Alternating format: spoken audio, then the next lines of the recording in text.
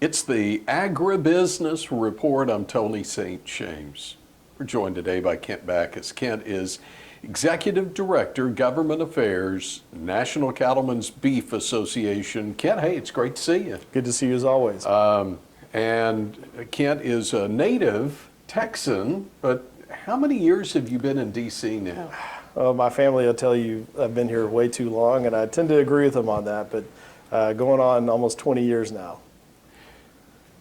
Once you get here, though, have you found you can make a difference? And has that been part of the reason you've stayed?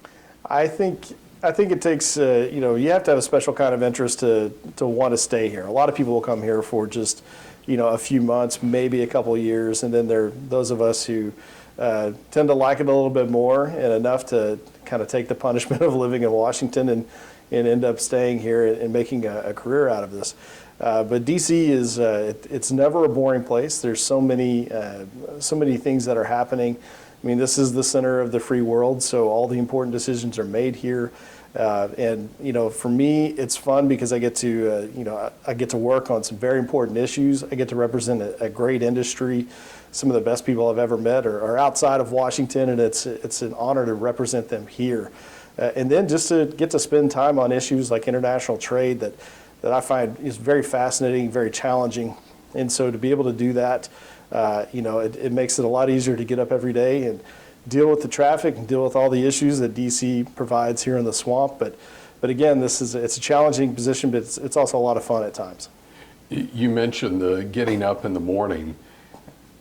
I actually have this on, I believe I'm safe in saying you put in a lot of hours, many nights where you'll be up here and it's dark when you leave. Maybe it's dark when you come in. How important is it for producers, whether we're talking about the livestock industries or row crops or general ag, how important is it to have a voice in D.C.? Well, there are conversations that happen here all the time, whether it's in the different agencies or on Capitol Hill, and it's people that are talking about your industry and your operation, whether you're aware of it or not. You need to have eyes and ears here. You need to have someone who is speaking on your behalf and is speaking at your direction. And I think a lot of people make that mistake. We don't decide what issues we're going to engage on and when. We have the tools provided from our members and from the playbook that they give us. That's all grassroots driven and member policy that is clearly set, and it's our job to go implement it. And even in that, we consult with our members constantly. So I think it's important to remember that you need to have someone here who can be that voice, who can be in the room, because even though we live in a world with a lot of virtual meetings, there's still not a lot of transparency at times, and that's why you need somebody at the table who can speak on your behalf. It's one thing to speak on the behalf of producers in Washington, D.C., but it's another thing to have to travel across the Atlantic to do that. You actually had the opportunity to go to the European Union. Tell us about that. Again, most of the time we spend here is going to be in Washington. It's going to be dealing with our own agencies. But the opportunity to go abroad and to engage with foreign governments on their soil is a tremendous challenge. If you think that the U.S. government is complicated, the European Union, especially the European Commission, is vastly more complicated. The levels of bureaucracy, just the amount of red tape that they have is astounding. And so we know that there are a lot of conversations that are happening there about cattle production, about sustainable cattle production, about the science behind that, but also animal welfare, animal health, food safety. And the European Union, given the size of their market, they are able to dictate terms of trade because of the influence they have. And so we've decided to engage with them, to go to them directly and have those face-to-face conversations, not as trade negotiations like we've had in previous years. We were trying to build a trade agreement, but to really talk about the issues themselves, to talk about what it means to have a sustainable production practice, what goes behind climate metrics, and how much science should actually play a role in that. Now, it's a very different approach to what we have, because here in the United States, we believe in risk-based analysis. We believe in a lot of science-driven policies. In the European Union, science is one factor. There are a lot of other social factors that go into that can make it very subjective at times. So that's where you see a lot of influence from NGOs, from a lot of special interest groups that do not believe in the science-based production practices we have here. So we can, keep our head in the sand and just, pretend like we're going to be able to operate in a world where the EU is dictating these terms, or we can engage with them and try to correct that narrative and actually have, some important debates and discussions about the science. That's what NCBA is going to continue to do. We're headed back over there in just a few weeks. We're going to be meeting with a lot of different people. We're going to be meeting with other stakeholders. Because there are a lot of agricultural groups over there that would like to be able to do what we do. And they need a little direction, but they also just need someone to know that they're not alone. And so producers are facing very similar pressures over there that we have been here. We have a pretty good success rate in engaging with our government and in correcting the narrative. And so I think we have a lot to offer. Look forward to engaging with them here very soon. I think one thing we really can't comprehend here in the U.S. is we hear the word shaming thrown around a lot, but we really can't understand some of the shaming that comes along with food choices outside of the U.S., can we? Well, I think that's something that's it is unique outside of the U.S. is the fact that you have such growth in some of the plant-based proteins, not because people truly believe in the health benefits. It's because there's a social stigma that comes with eating meat. There are a lot of anti-meat groups that are out there. A lot of the animal activist groups have also engaged on that to try to shame consumers away from eating meat. And you're talking about a European continent where you have so many different cultures where meat is a central part of the diet. It's part of the culture. It's celebrated. If it's beef, pork, dairy, chicken, all of these are animal-based commodities, and they each take a turn at getting shamed. We were surprised to hear that one of the biggest issues is the fact that a lot of young people in the EU, if you have a group of friends that are out and somebody decides to order a burger at lunch or a roast beef sandwich or something like that, that their friends may give them grief for actually doing that. So that's a reality that they face. And in these meetings, it was clearly made to us. They're like, we want to know how you're able to avoid this in the U.S. How is this not an issue where you are? And we kind of looked at each other because this is not a common practice here. You may get a few people occasionally. If you have a friend that's a vegan, they'll remind you of that every time that they get a chance. But normally you don't hear about this often. So we looked at them and said, well, one of the key things that we do in the U.S.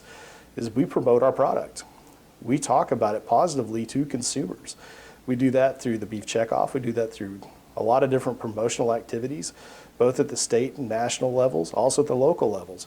We engage with consumers so that they can know exactly how their food's being produced, and we earn their trust.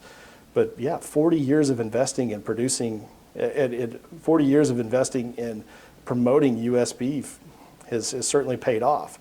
It's not only paid off here domestically, it's also something that's benefited us tremendously in the international market.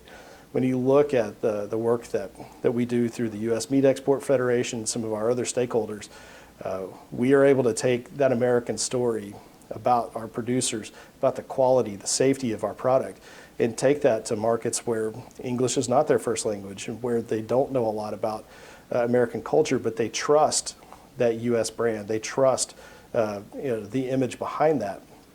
That takes a lot of commitment.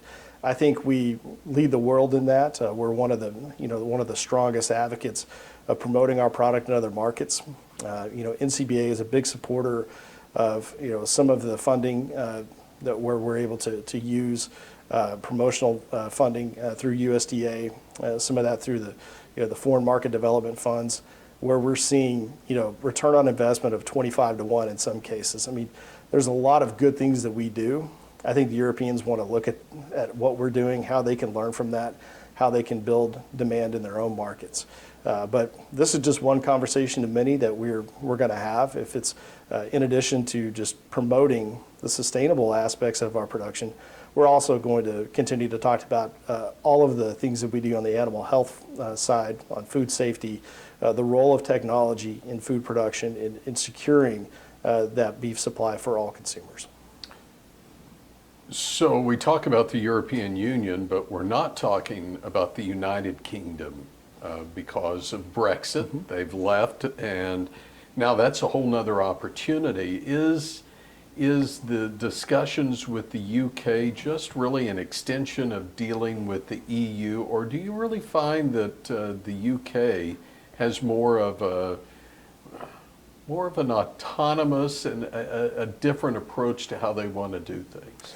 Well, the United Kingdom is definitely European, but they are very independent. They are setting their own standards, and they are very proud of that fact. They're going to continue to develop all of their own rules and regulations, but they've lived under that mindset with the EU for decades.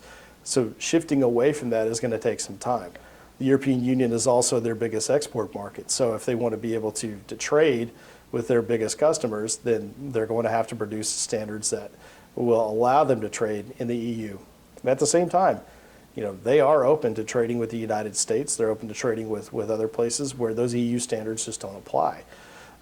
So I think that we have an important opportunity here to engage directly with them. A lot of the same conversations we were having with the European Commission, we also had in London with relevant agencies. And I think that they are certainly more open-minded to technology in food production.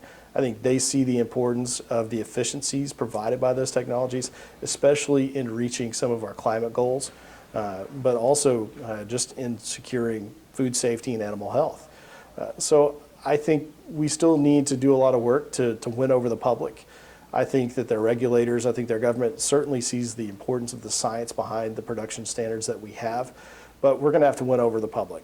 And that's going to take, again, more investment, more commitment from us to tell that story and to correct that narrative. I had originally thought I would ask you about what trade agreements the U.S. was working on.